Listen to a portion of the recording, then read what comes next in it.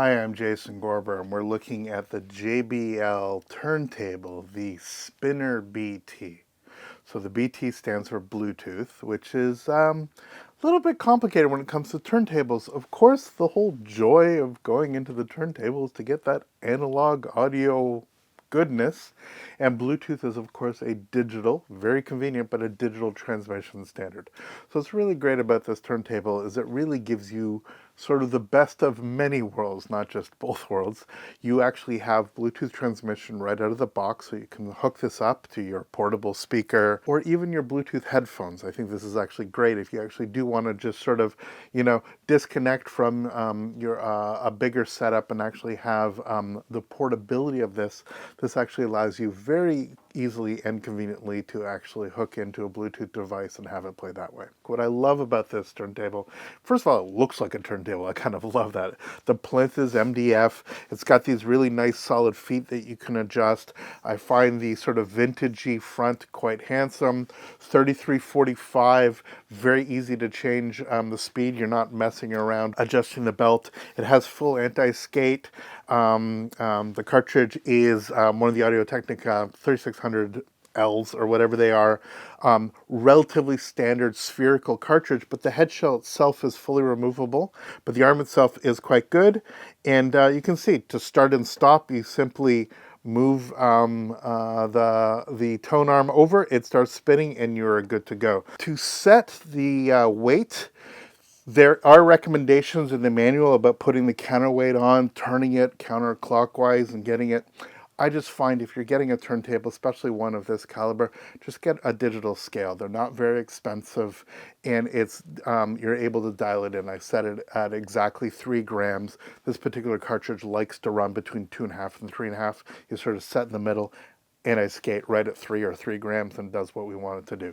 It's got a very nice head shell. Again, people are sort of mixed about whether or not you actually want a head shell on while the record's playing, but nonetheless, when it's not playing, it's a really good dust cover. And on the back, you can see, it's relatively simple and straightforward. We have on the back here, we have RCA inputs with the power on and off. You have that blue button here, which actually is what you use to actually synchronize to Bluetooth. It will actually, if you press on that, the blue light starts blinking, and it basically will connect to other speakers that are looking to automatically connect. Actually, I had this connect by soundbar accidentally. The RCA outputs, again, it comes with RCA to RCA. I needed an RCA to mini jack input to actually make it work with the one of the speakers that I was using. Power on and off, and this is where you can defeat the preamp on and off as whether you want. Playback is good, sound is good, and again, because I love the upgradability of it all, I love that I was able to maximize this depending on what I did.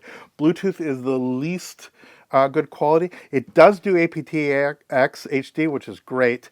It's still not lossless, but it's a pretty decent Bluetooth transmission. Wired was significantly better, very noticeable, much richer sound.